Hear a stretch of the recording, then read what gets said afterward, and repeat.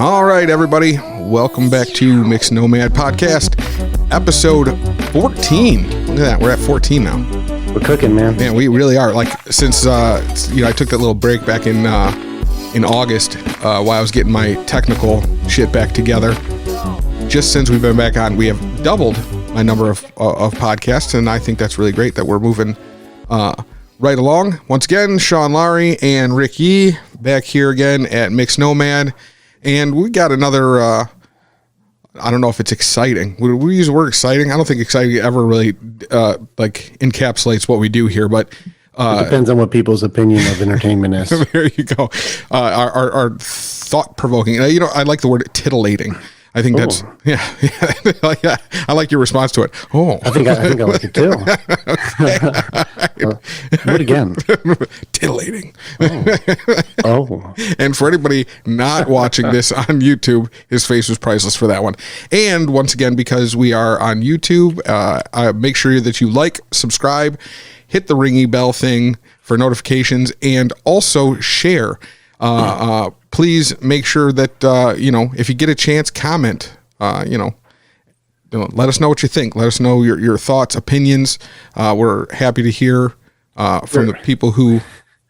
We're so new at this right now. We're on episode 14, which means we still want to hear what you have to say. Right. Well, right. Right. It's not to the point where like, oh, this is hate mail. Right. We're so jaded that we just turn all notifications off, all comments. There's no comments. No comments allowed. Yeah. Okay. So on today's podcast, what we're actually talking about is a race filter. This comes down to an observation that we've both been seeing lately, and basically you can pretty much take any kind of scenario that's currently going on, and the question really always comes up is this a racist thing that's happening, or is it because we're applying a race filter, it's making it a racist thing? I think that objectively, I think it kind of goes thing by situation by situation, but either way, I really think that because we've so lost the ability to laugh at ourselves, really, to even find things funny or and then also I think we have digressed over the last 10 or 15 years, and we've lost the ability we've not saying we were ever great at it before, but we have definitely gotten worse about the simple fact of being able to just say that is a dude being a jerk off rather than a black dude being a jerk off or a white dude being a jerk off. And I would use an example like if you're driving down the road, and you're a white dude and you see some black guy come over and cut you off on the road, it automatically becomes that fucking black guy, or vice versa, the same thing. Oh, fucking white people, rather than it just being that is the race filter. That is the filter that we're referring to. And I think that, we're going to go through a lot of examples and try to get into a little bit of the details and of the whole situation. But I think that a lot of times that filter, just if we can, as a solution, if we can learn to check ourselves on it and check ourselves and just start referring to people as people rather than referring to them as their associated perceived color or race. Judgments that we add in there. And I think let's do it backwards this time. Normally we wait till like the end to be like, here's the solution, but let's start with the solution and then challenge the shit out of it through the whole thing. And I challenge any of you who are watching this at any point in history to go, I'm listening, let me challenge it too. Because if we have a boat that's filled with holes and we say, this is the boat that's going to get us there, and we test it out in the water and it just starts to sink, we need to fill those holes in first. So sometimes other opinions help do that. And that's what we need too. Right. So the solution would be if we're using a race filter to say like, oh, well, these people have this thing, but it's because they're white, or these people have this situation and it's because they're black. Like, stop using that filter and just go like, what are the choices that are made? What are the situations? If you said person A or person B instead of black guy or white girl or whatever the judgments or the observations that we're using to describe them as. You know, I would honestly say is the race piece, is it pertinent? You know what I mean? Is it pertinent to the situation? Does anything dealing with their race apply to the situation? You know, we were actually talking on let me just hop over on something else. We're actually going to be, from our last podcast, we're actually going to be doing something on stereotypes. We're going to go through and we're going to try to make that one a little more lighthearted and fun. And I've just been thinking of ways to do it to get the right message to go across, the message that we're trying to get through when we're using something that can be as inflammatory and as insensitive and all of that as stereotypes, you know what I mean? And trying to have it come through in a manner that is getting the message that we're trying to get across, rather than I don't think it's going to play well with everybody regardless of what we do. But I think that the better way is that we just want to make sure that the angle we're coming from is actually being the one that's being taken on. Right. Yeah, I don't think that our goal is that everybody loves it. I think it's just for the people who connect with it. Great. And there's going to be, no matter what, I mean, people hate chocolate. Like, so no matter how good something is, people are angry about it. Well, on that note, I hate cheese. So yeah, oh man, it's so good. Right, you know what I mean? Titillating. Because just once again, on a little side note here, I would like to also say that everybody, and I've said this a million times to a million people, but I just love that I can say this like on a microphone now, is that everybody secretly knows that cheese tastes a little bit like vomit. So I'm just going to well, then add extra vomit to my stuff. Let's go. I want to put that right out there. Just kind of toss that into the mix and kind of let that one settle with everybody for a while. But anyways, okay, so back to the subject at hand. You know, like as it goes down to like I said, with the race filter, you know, if you finding the information, if the narrative that you're using is it pertinent that the race apply? You know, I mean, and what I think that most people are going to find as far as a solution goes is that almost nothing needs that application. You know, unless you're talking about something in history about like and then it comes down to more a specific group of people. You're talking about things that took place. Then it becomes yeah, I think, but I think that it's only a descriptive word. I don't think it's necessarily that it needs to come down to a race thing. I would think even using a particular group of people, I think it's about their society and their norms at the time when these historic events took place. You know what I mean? And less about like, and I think that bringing that up to current day has less to apply. I think I find that less of those filters apply the further out we're going. So the closer we're getting to modern day, the less those filters apply. And I think that we just need to check that narrative and check it hard. And I want to say that I always like to start with the fact of like a lot of these things, I myself am guilty of it. If I am so as multiracial as I am, and I still have been guilty of all of these things, it doesn't make anybody a terrible person to do this, because as Rick's even said before, that everybody has like their judgments because of their situations, because of things that have taken place in their lives. But we obviously can't make any steps forward until we stop with those particular narratives. These issues that we're holding on to right now won't particularly stop until we start moving away from these narratives. It's just going to keep being in this vicious cycle of nonsense all the time. Don't you agree? Yeah. I'm excited to test it out. Let's take let's just take a bunch of idea scenarios or things that we've heard or videos that we've seen, and let's change the filter. Let's remember this situation? We're like, okay, this was described this way, this was the result. What if we change the filter? And I would challenge you, throw some stuff at me and we change the headline to be different so that it's not a racist filter. It's a information filter, which makes, I believe, the solution more available to be clear. The reason why is if we add another problem to the problem, it makes it tougher to solve it. Well, now you went ahead and put me on the spot in regards to... I mean, just anything. You can be as hard as you want on it. Well, that's what I mean. But I'm trying. I'm just trying to think of something like directly off the top of my head, something that I've recently heard or seen.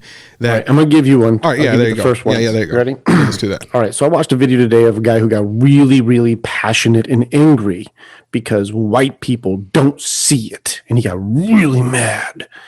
And the reason is because white people, I would agree, they do I saw a joke video of like diet racism, like where they'll do like undertones or microaggressions that aren't like full blown like aggressions, but they don't see it as racist, but it may be just a little bit racist.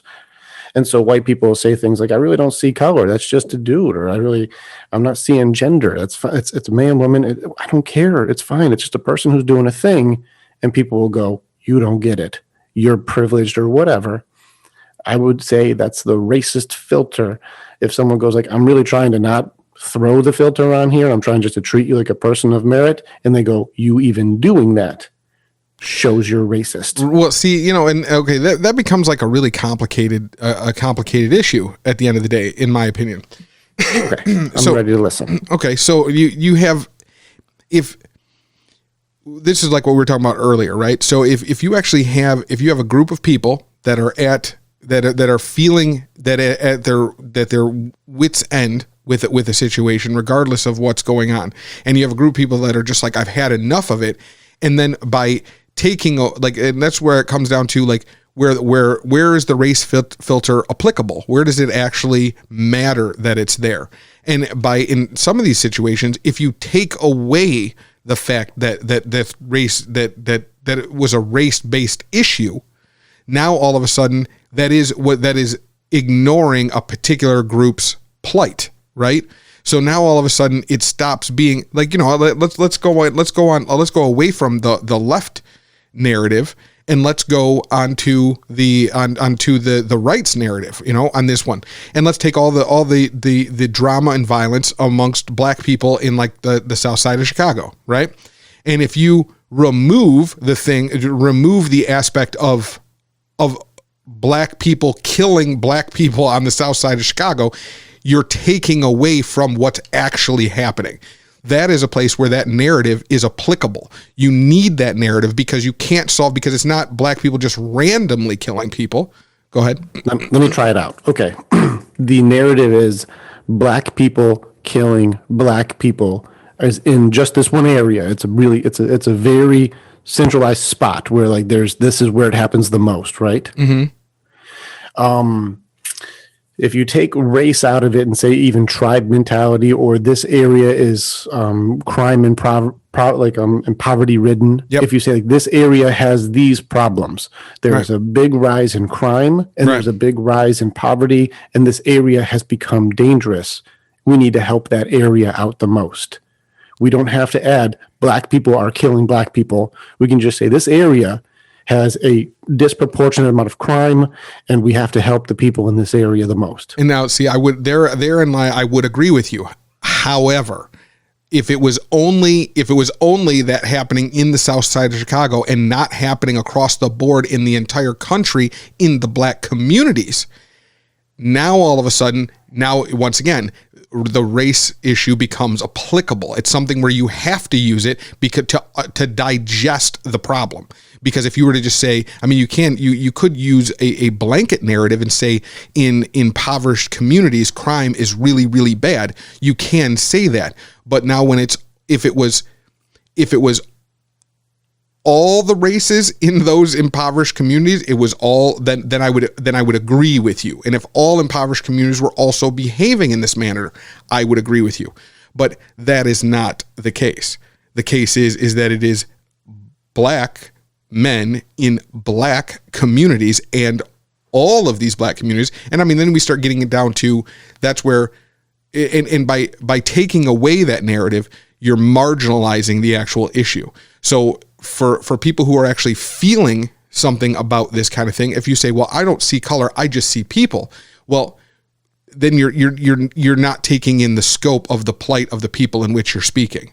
You know what I mean? That would be like the same thing as like people from, like the Hispanic community that's having problems with being detained at the border and being separated from their families and things like that. Yes, we can say that it is a problem. We could just say that there are families being separated from each other, and this is a problem. But as soon as if you take away the fact that these are immigrant Hispanics, by taking that away, you're taking away their particular plight to the situation. I agree with you on this one reason, and the reason why is it's not a judgment, it's a description. It's not a racist judgment to say the blacks in South Side Chicago are killing black people. That's not like these stupid a-holes are being jerks. Right. It's here, people who look like this are killing people who look like themselves. Right. Okay. Right. That's or any so or not racist or anything. Yeah. So if you're same thing. Hispanic. You're speaking about this particular group and their particular problem. You know, that's a good not racist. There. See, now look at that. Like I really like that one, because that that's solution, right? That is true solution orientation, where we're realizing, why is it applicable? Now we've already come up with one. If we're talking about being descriptive about something, or judgment, without judgment, with just making an observation, this is what this is, period. And when it's nothing negative to it, doesn't mean that it's nothing negative happening. It means that there's nothing negative. It's not being spoken of because you have a negative impact on the situation or right. outlook over the situation. Once again, whether or not you agree with these situations is irrelevant. This is about the fact that you see it and you're acknowledging that this is what this is and not taking away from it. But now, and this is where you kind of were with the thing that where we originally started. When you're coming back, I think that a lot of things that when you're talking about, when people say that they're mad because you're taking it away, right? That you're just seeing people. And I think that from their perspective, right, that's what they're making, is observations about actions that are being taken outside of their ability to control upon their particular people. So when you remove that filter and you say, well, no, we're just talking about people here, and we're talking about like somebody's being all upset about, don't take away the fact that these are black people being harmed, because if it was happening, if the exact same action was being taken on everybody, then I think you would then have the ability to remove the race filter from it. But if it's only happening to this one particular group, you have to keep the race filter. In which case, this is where I have to challenge you on that. Give me one of the problems that we have to have a racist filter on it. Not an observation, but like something with a judgment that would make it racist, to say like white people don't give a shit about black people. Well, that is a racist judgment. That doesn't necessarily hold water. That's just somebody's opinion of what I believe white people are doing, right, which is a racist filter. That's a little bit different. You know, we're talking about now, if they say something, if a person says, well, you know, like talk about like that there is such a huge population of black men that are in prison, you know, such a large population of black men in prison. Well, like by removing, that's one of those situations you can't remove the race. And if you're talking about them being these weird sentencings that happens, if you take a black person and a white person and you apply the sentence, well, no, these are just two guys. They did crimes, they blah, blah, blah. But you have to keep that filter. You need to, because that's the only way that you can see that this group is being disproportionately like penalized. Well, the statements that you're saying are the observations. So those are correct. I'm with you. Like there are more black people in prison disproportionately from any other race. Correct. Okay, so that's an observation. Right. We see that's happening. So that's not racist.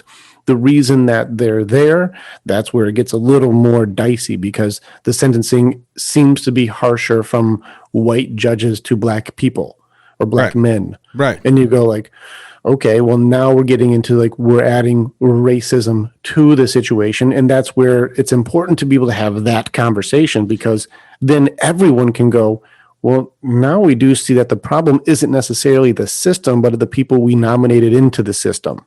Well, of course. Of course. Well, so we always have, like, that's one thing I would like to say, like, and really, like, kind of, like, slam home right now is that, like, we can all say, yeah, like, I want to stop using the word about system, right? And I think that I think we need to come up with a new narrative about that, because we've already said that, like if there are any, it would be very few, and just ones that just haven't been changed because they were overlooked in some fashion.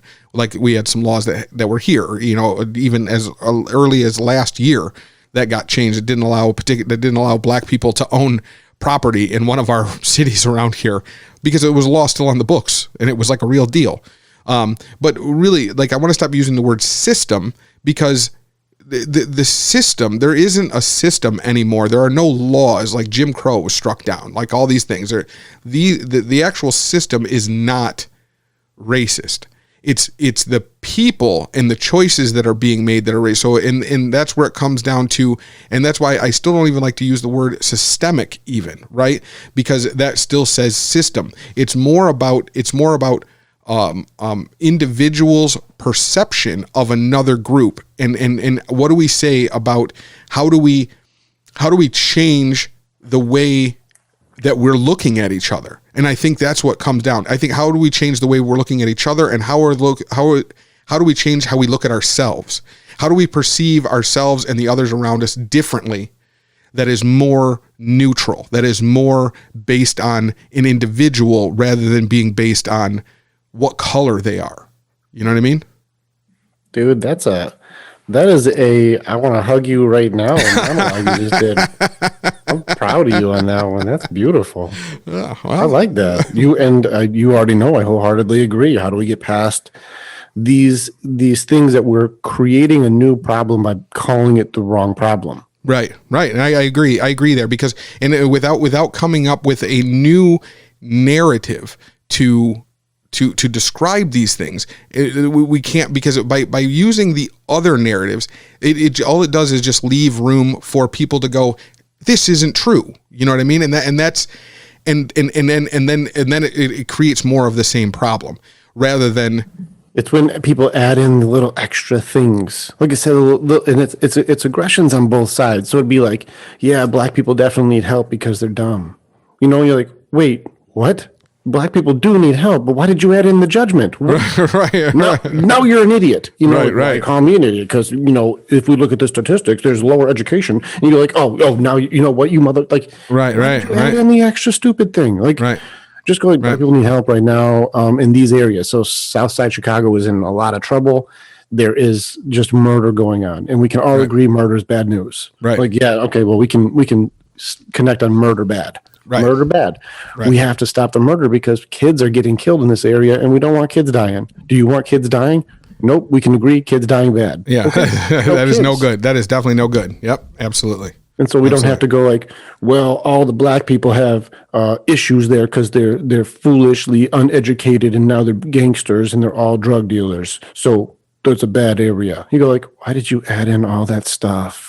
Right. Absolutely. And kids getting murdered is bad. Let's start there. Right. Let's start there. And I think that as soon as we can start coming to some kind of like neutral position and start changing these particular narratives, we can actually start addressing the problems that are taking place. And I think, and once again, and, you know, we were talking, you know, same thing, we were talking offline, and it's really, you know, how do we get past all of these hurdles? Like, I mean, you have a group of people that it's like, okay, well, a group of people or a bunch of groups of people feel that one particular group of people have done them great disservice over the years. You know what I mean? So there you go. So what do? Like when, and then the group of people that did the disservice to whatever, they're saying, well, one, it wasn't me who did the disservice. And then two, you know, like let's stop talking about who did it and let's make it better. Let's just fix it. And then, you know, like it. And when you have that, so it's and like I was saying, I feel it from both sides.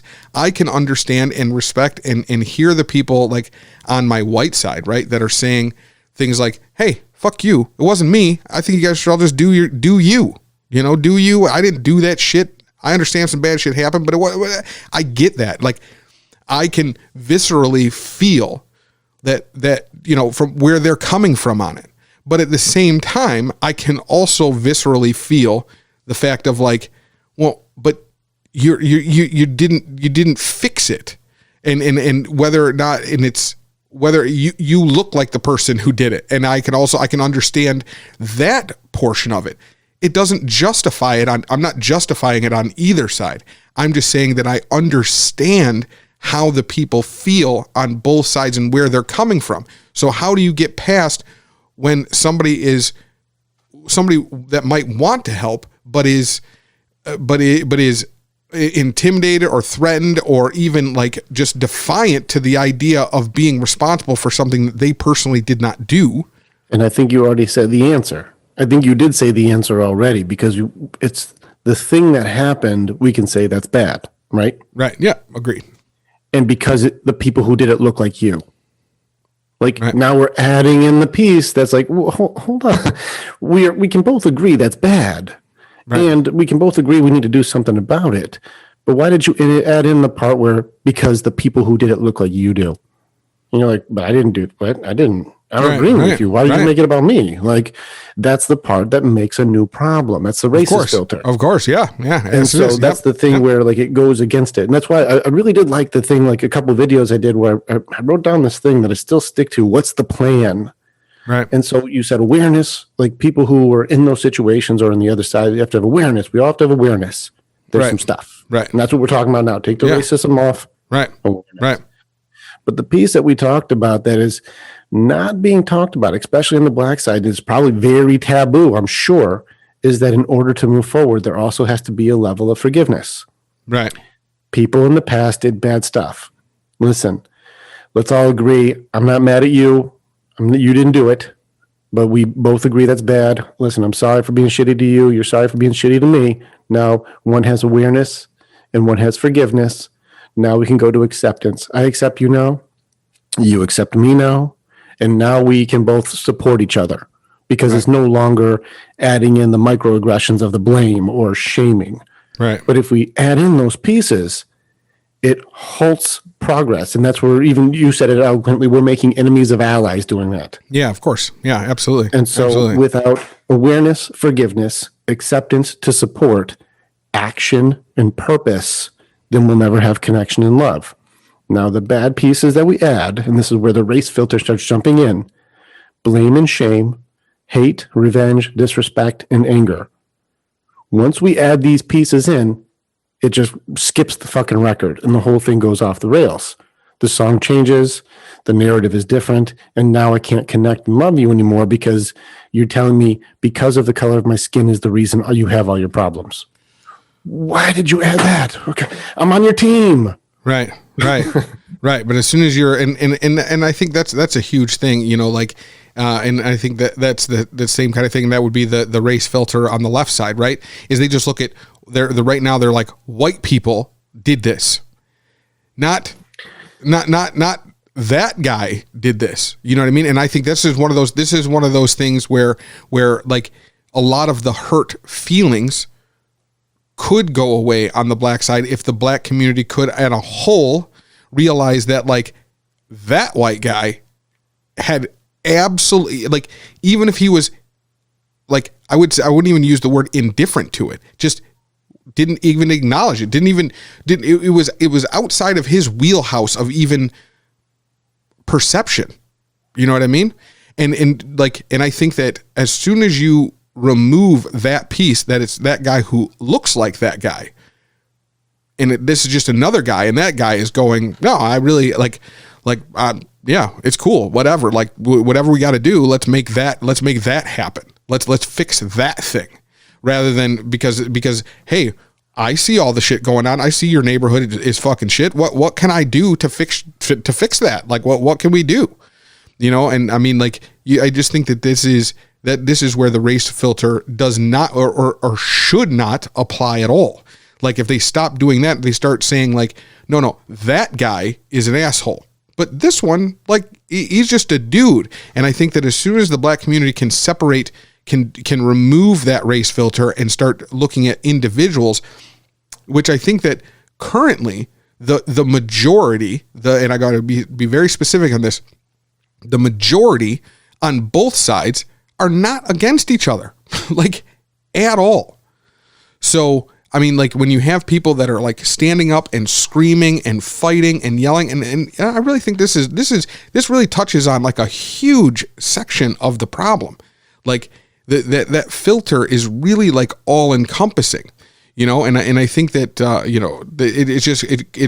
it really is the crux of most of the problem, is that you're not able to, that like the black community is not able to see that this guy is fine and this one is not. And I think it also goes the other way. I think that a lot of white people are looking at, you know, like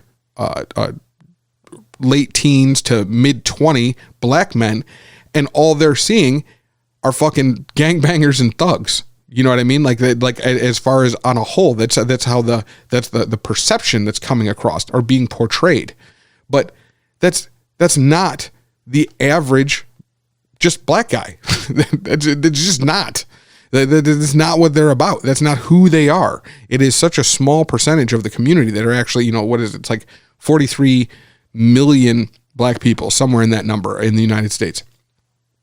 They're not 43 million gangbangers in the whole country. You know what I mean? Like there's not even a tenth of that. I think last I heard, there was like 1 million gangbangers in the United States, like total of all of them. You know what I mean? So that's really a very small percentage of people. You know what I mean? And I just think that you see this, and you see it just goes down to your stereotypes and things like that, and you're basing it off of just these few that are making all this noise, and then you're adding that filter in, and it's just causing all of the problem. It's just on that note, we were also talking about people like Candace Owens and Larry Elder, Thomas Sowell. There's another guy that I saw on YouTube that I kind of get some stuff from, and he's like Officer Tatum or something like that. And you take these people, and these are all black individuals that are prominent. These are people with like millions of subscribers, and these are Tatum is an ex-cop, and he has a million subscribers on YouTube, and then you have Candace Owens, who has millions. All these people are like very prominent conservative figures, and I think that I think that there are people like that, in my opinion, whether they're saying something positive or not, and I want to be very specific about this one. I think whether they're saying something positive or something that is even true or not. So I'm not getting into the fact of whether or not these people are right with what they're saying, whether or not what they're saying is filter-wise. true. I would challenge true versus positive and negative, because positive and negative is an opinion. Right. A fact is a fact. I agree. No, I can agree with that. But the reason why I say these people are dangerous, because they are, I think that right now, the white community, or on the right side, as things have kind of all been bundled in right now, that these people are also being played through that filter. And they're being played through that filter to the aspect of, once again, if there are, I think the number I saw is that the total number of, or the about number of conservatives in black community is somewhere around 7% of the entire black community. So these people that have all these prominent platforms that come across very, very conservative for whatever that is, are speaking whatever it is that they're speaking their narrative and their truth about their perception or their belief what is wrong with the black community. And I then think that white people then apply their own filter to it, and because it goes along with their narrative, that they're like, okay, well, these people are saying, oh no, there's nothing wrong with what's going on. It's all the black community's fault. And that's pretty much that's kind of where they come from. It's like, these are things. And once again, I'm not debating whether or not there's some truth to it or not.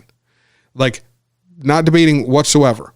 Well, some of that does have to be on the table. No, but spreading lies with negative intent, that would have to be. But regardless of whether or not what they're saying is right or wrong, what is important is the fact that that if 7%, and we were talking earlier, let's shoot that number up to 30%. Let's say 30% of the black community is actually conservative and agree with their views. Let's shoot all the way up to 30. So that way, whatever the actual number is, we're actually including more than enough people in the black community to that number. Okay. Because we know it's not higher than 30. According to the thing that I was just looking at, it's around 7%. But if we're going to go all the way to 30 for people who don't want to admit it, or people who aren't talking about it, or whatever, let's just drop that. Let's quadrupling that number. Okay. The statistic that I saw. So regardless of whether they're clearly not speaking for the majority of that particular community. So therefore, by listening to them and by just saying like, hey, this group over here says that, nope, it's all their fault. And then just going along with that ride and just saying, okay, well, clearly, nope, there's nothing wrong and they're just doing it themselves. That absolves you of any kind of feeling that there's something that you should or could do about it, because now it's all the onus is over there. But regardless of any of that, the fact is the reason why these people are gaining such popularity is because they agree with it allows people to do that. And because of people, white people looking at these people that are black and saying, oh, well, this is a black person saying this, so clearly it's true. It has to be 100% right. And that's we not jump in on some of this because you've been going for like 4 topics. I've been writing down 4 different topics. all right. Yeah. Okay, so I'm going to try and I'll give you my perception on it, because I do lean a little more that direction, and I'll give you my perception of what I see them say, because it's hard for me to go like, I think that first off, I would have to go, what is the intent that people have? And Tony Robbins says the most important thing that you can see from somebody, especially in an argument or someone you disagree with, is what their intent is. And there's 2 kinds of people for that. Even Marcus Aurelius, he writes that there's 2 kinds of people. There's people who will do things that are foolish and not realize like, oh, that wasn't my intention. I wasn't trying to do that. And that person you can forgive. But then there are people who find pleasure in hurting others, or find pleasure in deceiving, and find pleasure in doing harm to somebody. And those are the ones you watch out for. Oh, of course. So I would look at these people and I would say, do I believe that Candace Owens is out to hurt people? No, I don't think so. Like, I want to be very clear that no, I just say that so let me just correct that real quick. I don't believe that any of these people are actually doing something to try to be negative. I believe that it is their reality and it is true for them, and they are absolutely doing what they think is right. What the important thing is that they do not, a minority of a group, it's like taking, so it'd be like, do you take just to break it down, take 10 people that all have, that are in a situation, and you take 3 of those 10 people, and those 3 say, nope, they did it to themselves. It's all them. They're crazy, whatever. And this is what, and they're all yelling at those 7 people and telling them, hey, this is what you need to do to make this right. But then the other 7 people are going like, no, fuck no, that's not the case. It's not us. You have to, my point is that you have to listen, remove that filter and listen to both sides. So go ahead. I love you, dude. I really do. You ain't got to send me like, you got to send me a little notification when I think you got to let me finish, bro. I was clarifying. Hey, don't add all that slang to it. It's, hey, you got to let me finish, bro. Hey, that's what I said. No, you added all that slang like, bro. I never call you bro like that. Don't add that. Don't add that mustard to it. I ain't there. Too much spice, man. All right. So in any case, I don't believe that anybody who's doing these types of conversations, I don't believe they have a negative intent. And I don't believe them saying that there are controllables that we do have to take on for ourselves is necessarily also trying to be harmful. And I believe that this is something I do, and we've talked about this. I still believe that there's a list of things that we can go through. Like, is this a controllable that you would fix, or is this something that you need somebody else to help you with?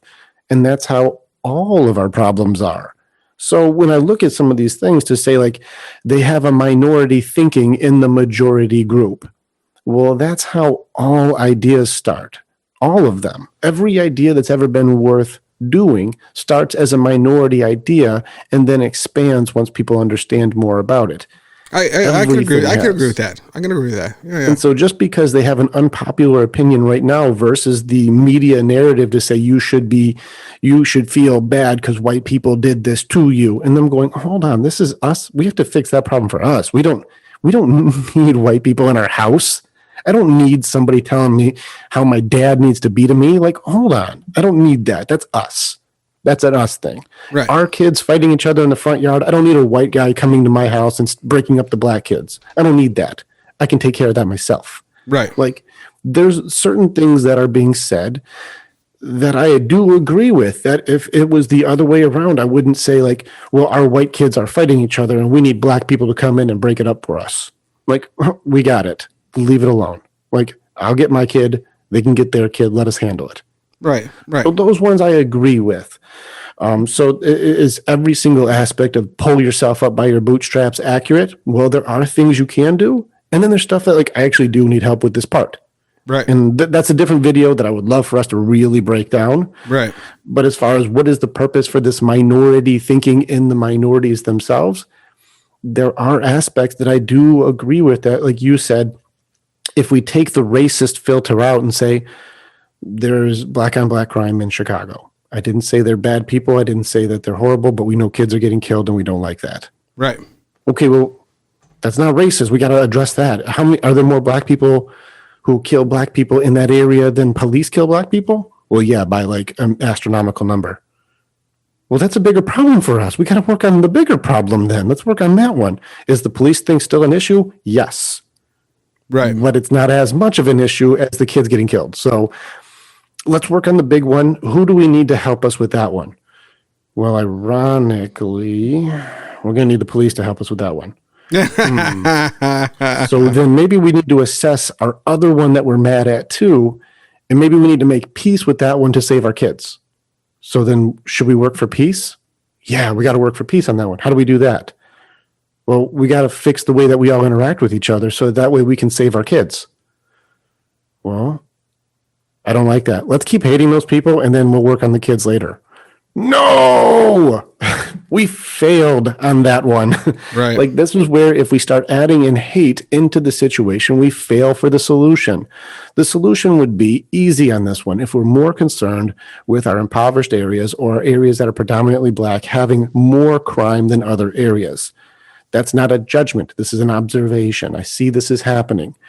Now, the people who would need to control this, we want to fix this problem and help our kids. We need to stop people hurting each other and making these areas so dangerous. We can't build businesses there. Nobody wants to invest in this area. It's too dangerous to do so. Right. To fix that, we need help. Okay, not a controllable. We can assess this needs help. Who helps us? Well, we'd probably have the police help us. But aren't you at war with the police right now? Yes. So you have a bigger problem inside your house, but the people who would help you, you hate them. Yes. You don't see the contradiction in the solution itself. Right. So in which case, all effort should be, how do we work better with law enforcement, period. If there are systems in place, and this is where it gets into where you talked about earlier, what do we need to happen? How do we do this? How do we fix that part to it?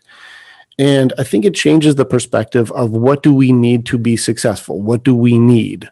What do I need white people to do? What do I need the police to do? What do I need to be able to do well? And as a black person, from the outside looking in, I would say there are things that need to be out of the way for me to be successful in doing the things that I need to take care of. Right. You need to not stop me from getting a job. You need to not stop me from building my own business. You need to not stop me from being able to have a voice. Right. You need to not stop me from being able to own a house. Right. You need to not stop me. Like, right. I need you out of the damn way. That's right. what I need. Right. As long as you're not creating an obstacle for me, now I can build something. You know, but they're just on a little thing there. But I mean, like, so I get all of that, and I mean, I still go back to the same thing that I get stuck on of like what is. So even if I agree that like a lot of these things, there are a bunch of things. There are things that are beyond the black community control. There are things that are not beyond. But the thing, like, how what needs to be done. And I wish, like, so, I plan on having other people come in on this podcast, because I really would love to just hear what a real solution is, because I don't think a solution is going to be like, let's have all the white people come out and fix everything. They're not, that's not a solution. Like, so what, like, and I mean, like, when you hear the thing, and I think we talked about this one before too, that like you have groups like Black Lives Matter and all this kind of stuff and whatever. But what exactly do they want everybody to do? Like, what can everybody do to fix it? And I'm genuinely asking. I mean, I lived in one of the worst parts of the city, just last year. You know what I mean? It was like a year ago that I moved out of there, and I lived there every single day, and I don't have a solution. I don't have a solution for that problem. I don't know what to do to fix that problem. Even when I was living there, when I personally was living there and seeing it every single day, what could possibly fix that? And I just don't know. So if that's the case, like, what do you want anybody to do? If you can't come up with something to fix it, what do you want anybody to actually get involved and do? Well, I think that this is where my opinion goes. So, like, I'm not like a chief economist, but it needs to start where we're both trying to have the same conversation, which would be where if I go too far, you correct me on my filter. And if you go too far, I go, you're using the wrong filter. Let's go back to the one we've agreed upon. And this is where agreements come into a play, where we both agree that we're both trying to find a way to work together. Right. And so if you say, well, the solution that I believe it is that you shut the fuck up and I do all the talking, I go, this will work against our agreement for the solution. Right. Because we don't find common anything. There's nothing to work on. Right. If I say the best way to do it is you leave and then I'll take care of it myself, well, that goes against our agreement. Or if I say, well, I'm going to add in my little microaggressions, and you go, that goes against our agreement. We correct each other. Right. And so I think that if we say we have to agree that we're going to use a non-racist filter, we're not going to say because you're black, because you're white, because you're mixed. We're going to say, like, because it's a problem and we can work on it. Right. You know, that's where it goes. And this means changing the media. Right. This means changing the posting. This Right. means changing the edits. Right. Changing it so the narrative that we all agree upon, where we're all being fed, starts going to bad people do bad things, but most of us are good trying to help each other. Right. Instead of black guy hurts white person or white person hurts black guy. Like, stop adding the stuff and just go like, hey, sometimes people make terrible choices. This is a terrible decision. It resulted in this horrible consequence. We need to do our best to stop these things from happening, period, regardless of the description of the person. Right. Yeah, I I get that for like a narrative change, but I'm really like trying to think of like a real world. Like, I really would love to hear some real world solutions to these to the actual problems. I understand changing the narrative, and let's come at it from a different angle and a better perspective, and in something that we're working together. But like, okay, let's take a jump forward and say that, okay, well, we all agree, because we know that crime is bad. Like, I don't care what side, I don't care if it's in a trailer park, I don't care if it's in an inner city, being poor, people not having opportunity is bad. Like, we agree. Okay, great. We agree. Like, we agree that's we're fine. But what do we do about it? Like, what do we really do about it? No racist filter turns into, who do we team up with? Who do we need to team up with as far as our controllable is, we'll do the work. And so now if I have an entire force of people who's willing to do the work, now we need the funding. Well, I don't have the funding. Well, let's reach out to people who have the funding and we can do the work. Like, what's the benefit in them doing that? It helps out this area. And if there's a return on investment, and we create, like you said before, our like second one, the business plan. Here's a plan. We got a plan for you. Our entire community is sick of this shit. We don't like it either. We want more jobs. We want more stuff. You know, and even with, like, you know, I hate to, add your Trump stuff to this thing, but even with his platinum plan and stuff like that, if that was like, it's legitimately going to work this way, there are enough people who are like, if you drop $500 billion into our area, we'll do the work. Like, that's, if we have the opportunity, if the jobs are here, if the safety is here, if things work together like this, we'll do the work. We want our community safe too. We also don't want bad elements in our area. And that's a majority. Even like, I was listening to Tupac Shakur, one of his things saying like, listen, if you think we're not scared in our own neighborhoods, you're wrong. We're humans. Right. We have to live with the people. You're scared of that person who's like homicide in a second. You're scared of that person. Me too. And he's upstairs in the building with me right now. He's 2 doors down in the apartment. Right. You don't get it. I have to live in the place and I'm scared of that too. So we can all agree if we can say, okay, this is the thing that we all got to work on. I see it. Let's do it that way. I think that's the way that it needs to start is what's controllable, how much work we put into it.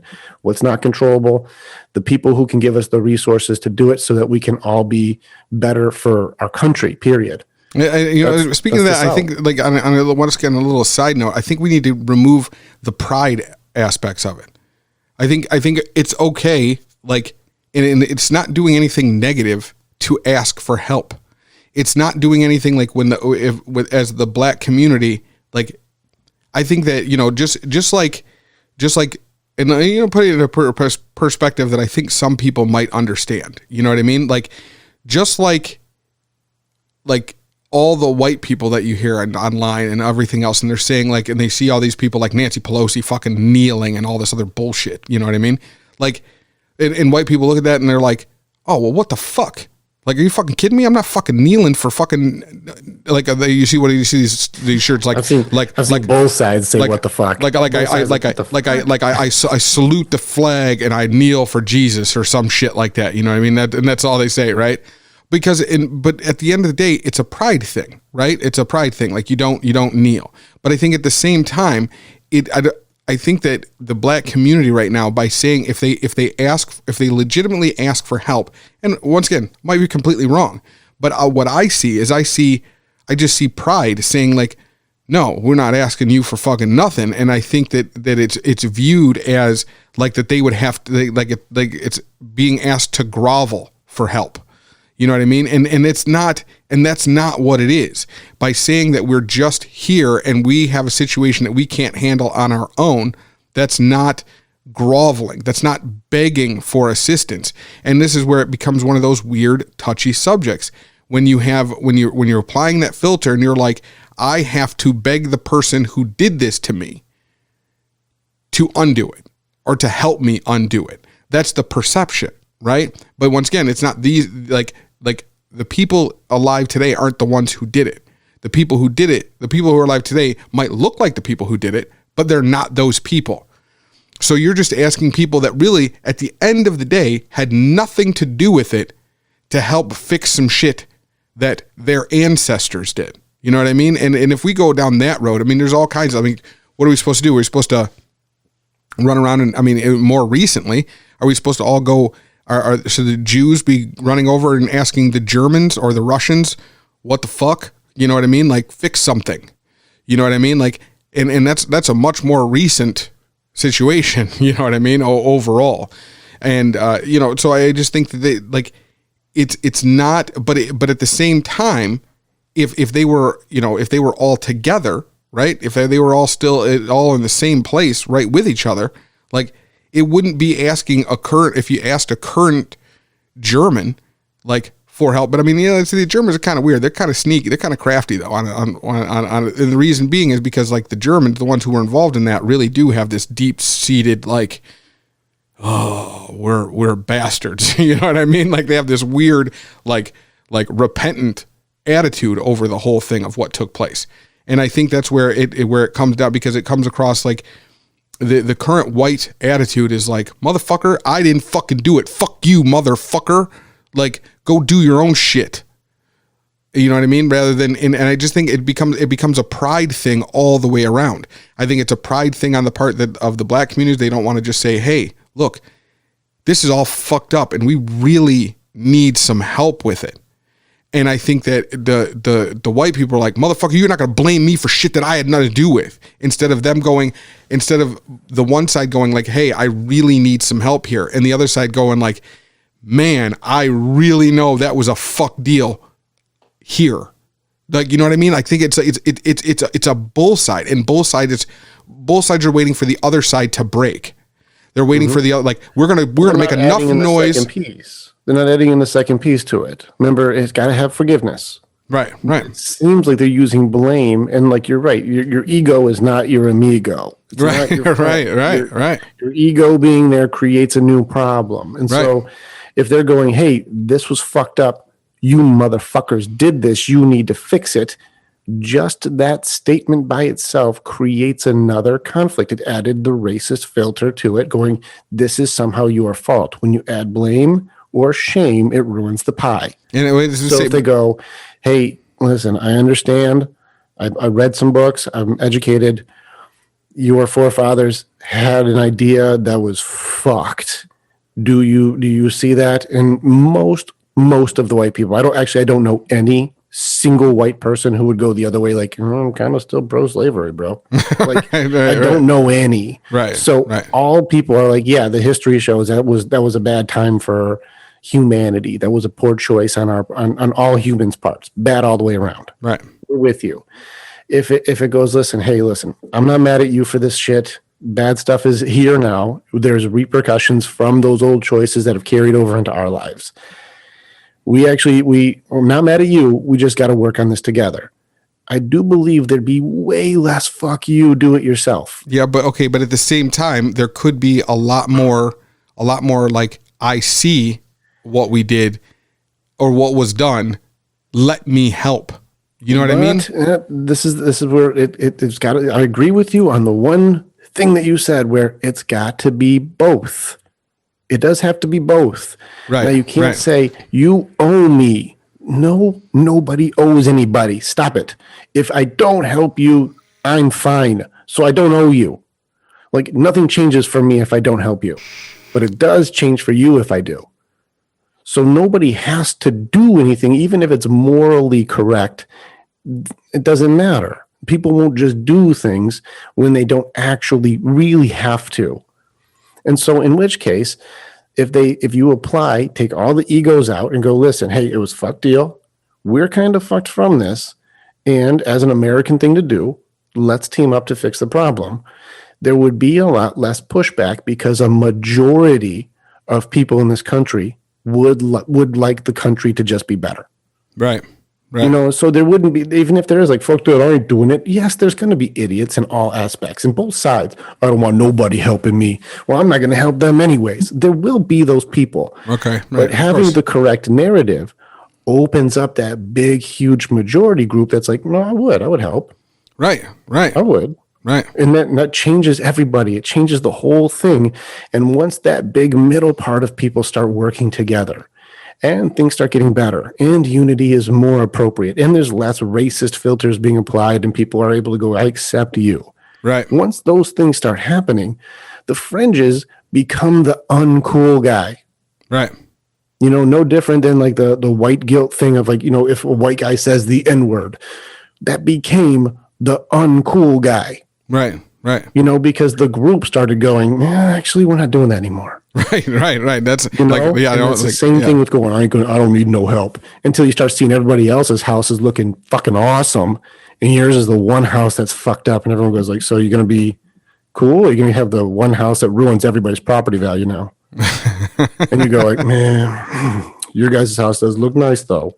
Right. So the whole thing you have to do is just say, I'll be cool to you if you're cool to me. Right. And then people will help you. Right. And so your ego is not your amigo. I just to put it out there, like I personally, like on my day-to-day, I have like a construction company, or a remodeling company. And I really want to do something with that. Like I said, something like actual visceral, something physical to do. And I mean, I really like to like figure out, I don't know, we're only getting like 30, 50 people that listen to each one of these podcasts so far, but I want to put it up for now. But I really want to put it out there. Like, if there's anybody out there that really wants to do something, wants to help with trying to make things better. And this isn't, and I like this for me, like I'm just really trying to wrap my brain around what the thing is to do. Right. I would be more than happy with taking, one day out of every one of my weeks and going around and like just for free, like fixing people's sinks, You know what I mean? Or repairing a door, or just something. You know what I mean? Just something to just, yeah, sure. I take my van over there and I'll go and just fix something. You know, and I think that at the end of the day, like I'm talking in an impoverished community, I don't care who it is. You know what I mean? I don't care what it is. I don't care who it is. Like, but I just think that like giving a little bit, and I think that if each one of us all the way around just gives a little bit of time, a little bit of like, and if you don't have time and you have a little bit of money, like give it. And if you have no money and you have an hour, you know, or two, you know what I mean? Like there's just something that people can do. And I think that all these little, like everybody talks about microaggressions. How about micro gestures? You may have an idea there, and this is my crazy brain, I know, but you may have just described a nonprofit that makes a difference. You may be able to start a nonprofit that asks for people to donate because you have a force of people who can go do work, and it's your own Habitat for Humanity concept. You have your own thing where you go like and call it like, you know, some sort of the equality, you know, program, or the bring our America up program, like whatever, like help people out program. Right. You call it whatever you want to call it. Right. But then you have a force of people who have the experience to be able to say, I'll go help people, donate $10 or $15 so I can buy the parts for this person's sink. I'll go fix it. And now that area is better. Those kids now have better water. Right. You know, I mean, something so simple like that. I mean, like, or I just, you know, like I replaced a pane of glass, you know, for a window, or I fixed a bad porch step. You know what I mean? Like there's all kinds of things, right? Stabilize that rickety landing, you know what I mean? Going down into their basement, or, you know, whatever. Or if you're a pest control guy, I just I just went by and I just went to somebody's house because they said they have a pest problem, and you went and put traps in or sprayed for them. You know what I mean? Like just one thing, like, like what would it hurt for that? You know, what would you take away? What, you know, like, but that little gesture would change the perception of everybody involved. It would change. I mean, if there was just like, I mean, imagine take a black family from the inner city that really has no interaction with white people whatsoever, you know, and this is the guy who just showed up and just made sure that there's no pest problem in the house, or just showed up and repaired the window at my house, or fixed that step that they kept tripping on all the time. You know what I mean? Or whatever, just something, or fix the sink that was always leaking and creating rotting the wood around the sink countertop, or for that matter, just brought a sink. And I'm not talking about like, oh, let's get paid for it and let's have a, you know, Habitat for Humanity is great for going out, stripping out houses and giving cheap stuff. But I mean, that'd be great. It'd be great to work with somebody like Habitat for Humanity. It'd be like, okay, well then I'm going to go in. I'm like, they have a whole bunch of sinks. Well, I'm going to buy 10 of them. And then over the course of the next month, I'm just going to go and install these 10 sinks in random houses, you know, to just, you know, put something up like, hey, I need a sink, you know, whatever. Like I'm going to go install it. Like, here you go. Just nice and easy. Sounds like you're building a dream, bro. There's a thing there. There's a thing there. So if you want to do a physical action, if there's something that you want to physically do, you just describe something that you can do. And if anybody listens to this and is like, no, I would contribute to this. There are different skills that people have. Some people can paint. Some people can build things. Some people can put in flooring. Some people can do that in the big, I'd be willing to do the work. That's what I do. But most people are like, I don't know how to do any of that shit, but I can throw you $5. Right. You know what I mean? Like just whatever. And I mean, like if you just really have it like this is just what you do to just give back. And I would really like to have the fix the problems program. Right. You know what I mean? And fix the problems. But I just think of like what the perception is, but I also go the other way. And like, let's say you have a black guy who is, you know, whatever, and he's a pest control guy or whatever, you know, that's what he does. And if he just went out to, you know, we do have some cities out here of some really, really poor white people, for example, you know what I mean? And if he goes and some black guy just shows up and he's the one that just does this because he's just trying to do something good for somebody else. Like, I just think that it would make all the world of difference. It would change the entire perception of how each side views each other. And, I would just think that things like that are just important. You know what I mean? Like, and I would think, but I mean, I think it would even go good for their own communities, right? So even if it was a white guy that showed up at a white house or a black guy that showed up at a black house, because then it's just, It just take the race changes the filter perception. off and just go like the brand itself doesn't care. We're just helping everybody. And if you make it, that's the noise. That's the noise that this brand. If you see the here to fix things group, if you're like fix the problems group, or like the solutions only, like if whatever you name it, and you go, this brand is associated with it. Doesn't matter who you are. We got you. That's just what we do. You're black, white, Hispanic, Asian, whatever. We got you. You need help with something. When these people show up, they got you. That's just that's what they do. They don't ask questions. They don't care.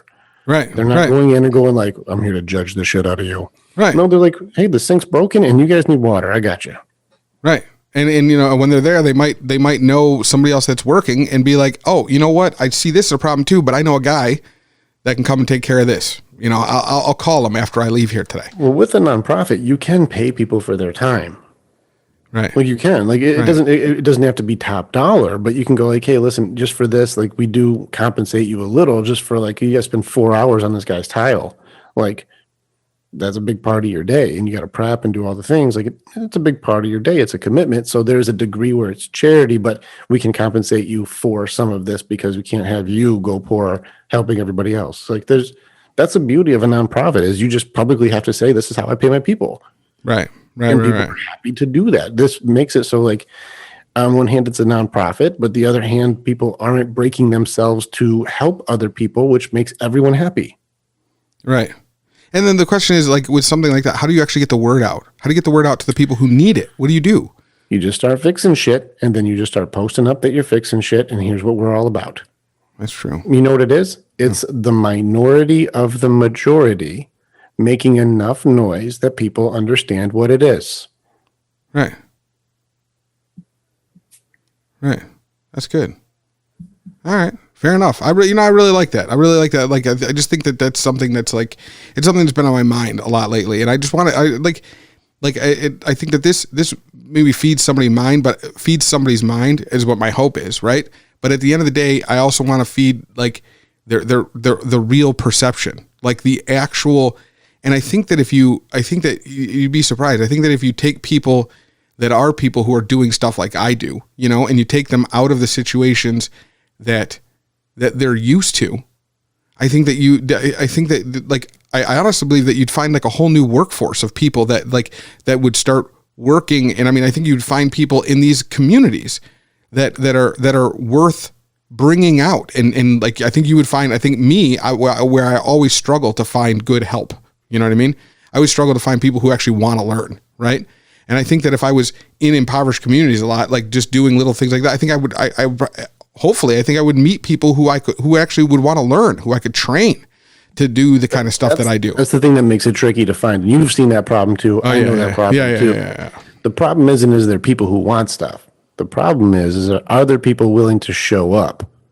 Because that's where people get messed up the most is the choice to not be there. I would have no problem if there was inner city kids or even adults who are like, I am fucking trying my damnedest and I'm open for information. I will do what it takes and I'm ready to put in the work. Who want to do one of my classes and jump in? I'd be happy to donate in and say, hey, jump in on the class. They're tough and we get in deep. But at the end of it, you take your power and what you can control, and you realize that everything is a choice and what you can do about it. And that takes away the idea of waiting for someone to save you. It takes away the idea of somebody needing to do something for you to do something. And I would be happy to help shift belief patterns over to give people more empowerment for themselves. Right. And here's what I want to put out there, because I've just decided, I do a lot of decision making. I do a lot of decision making on this podcast. We're impulsive. It's very, very, very impulsive. Impulsive is kind of what I do. But I would like to absolutely say that to anybody who listens to this, like, give me an idea, because I think I am going to do just that. I'm going to actually start a business off of just doing that. And I really would like to know, like, give me some ideas for a name. What would you call that? Well, and like, so anybody who listens to it, really fire out some names and let me know what to. Self-explanatory, like We Got Your Back company. Yeah. What does the We Got Your Back company do? Well, they got your back. Right, whatever, right. Just It's in the name, man. Right. So I'm really trying to figure out that's because I find things like this all the time that are, and I'm always helping people, always like doing little odds and ends. But I really would like to make it. I would really like to devote at least one day of my week to just doing that. All my customers that I work for, they would understand if I just say, I don't do your job on Mondays. On Mondays, I go out and I go to 10 people's houses and fix just random shit. Things that would be like way too much money for them to do. They just don't have those resources or whatever. You know what I mean? But this is what I do to make things be a little bit better. And also, if you're also a person that does this kind of stuff, I would also love to hear from you as well. And we should start inviting people. It's just, I think the way that a lot of people who do this work is, if you got an email, you'd consider what's going on with this email. We just got to start reaching out to people. There's people I'd love to have on, like Mark McCrory and people like that who are writers and people who do things, who have opinions. I'd love to have them on, like people who are like, I'm established in this thing. I would love to have the other way. I want my buddy Will, when you come back in, because he's like, I'm very far on the left side and I'm going to be pissed off. And I'm like, I would love it. Come and do it. That'd be awesome. Right. I'd talk to you anyways. Let's go. Right. We got to hear it. And I think that here's the thing that I'm just going to put out there. I'm super proud of you, dude. Like, I really am. And I like the way that you and I interact with each other on these things, because you can see that when we talk about solutions, we start coming up with different dreams. Right. And this is something that all of us people can do. We can all do this when we take the race filter off and go, I really do want to help. What can I do? Right. And that's something that all of us can do. Right. You know, if you're in the Black community or if you're in an impoverished community and you're like, I need a little bit of help, but I do know my neighbor, their whole thing is they don't have a bathtub. Right. So let me go ahead and I'm going to do my part to get you in touch with them, and then let's go ahead and help them out. That's something we can all do. That's controllables. Right. We all look out for each other. That's a team effort. Right. And that has nothing to do with race at all. That's just people helping people. Right. I think that I'm super proud of watching your development, even in this 14 episodes. If you listen from the beginning of this to now, even just the dynamic in the conversations is so much more potent. Oh. And it's stronger, and there's more. You need to stop, man. There's just more unity, and there's more growth that happens, and even to the point where we may have in episode 14 just created a business that changes entire cities. That would be lovely. I mean, I'm not I don't care about changing a city. I just want to, if I can just make a difference for some people, that would be stellar. I'd be stoked with just making a difference for something with good intentions, and it's going to start to change one house. And then it changes 2 houses. And then you get somebody who helps you, and you guys change 4 houses. And then he gets 2 friends to jump in, and now you guys are able to change 6 more houses. Right. And so then it changes 25 houses. Right. And then it changes an entire block. And then it changes an entire area there. And now you got an army of 150 people who go out on one day, and they go and fix 150 different problems. And then every day or every week, now we start seeing we've got 25,242 problems that we fixed this year. Wow, that's a lot of problems. We got more people who want to get involved, and there's more noise because we're doing 25,000 fixes a year.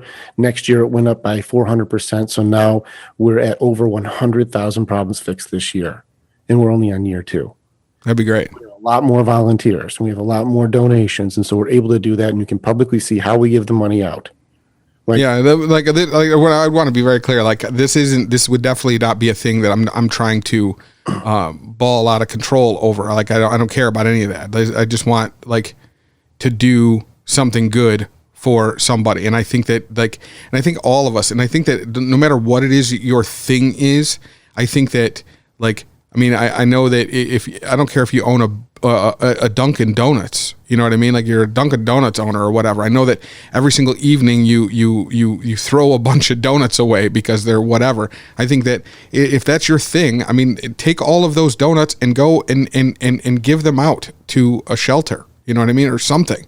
Like, I just think that everybody if we just gave a little bit, like, we could fix then a lot after you of give all shit. the donuts to the shelter, we'll bring workout programs to the shelter There you go. to work off those donuts. There you go. There you go.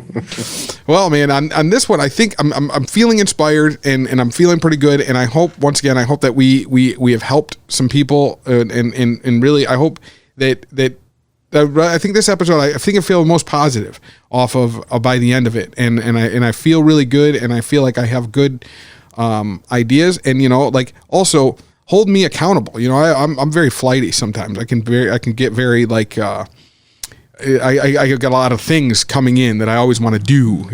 Keep sending Sean names for his business. Keep sending Sean names for the nonprofit, because this can easily take over your business and become your business very easily. Yeah. And now your business is truly, authentically helping people out in the highest form that you know. And that would be like, really nothing would make me happier than that. Like, I mean, for real, like, if I was like, as much as I like doing all the stuff that I do, and I mean, like, my customers, they love me and this and that, but I mean, like, I would feel like so much better at the end of the day if I was actually doing something to give back and make a difference. It would just be better. It would be better for me. It would be better for my soul. You know what I mean? Like, I just like it. So either way, make sure you guys like, subscribe, send your comments in. Please give me some ideas, because I'm really going to push this forward. I'm just going to figure out, I don't even know how to do it. You know what I mean? But I'm going to figure it out. To get started with it. I'll help you get started with the nonprofit part. And I'll give you guys updates on what I'm doing. And if anybody has ways of, like, how I can get this information out and how I can kind of push this information around, please let me know.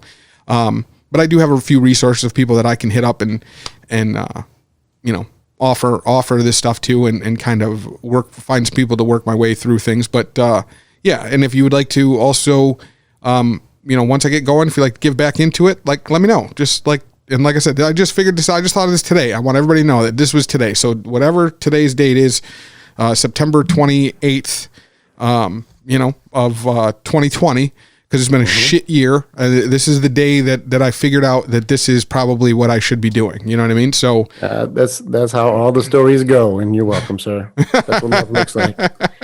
All right. So next episode we've got Mr. Sean Clark. Is he on next episode? Hopefully we will have a guest, another guest on the show on Thursday. So I will be working diligently. I also have a couple other people that I know are going to be coming on. So. Yeah, we're gonna work that out, and we're gonna come back with something. We're ready for guests, sir. New and exciting for for the next episode and going forward. But thanks for everybody who took the time to listen. Really appreciate you, and we'll talk to you again real soon.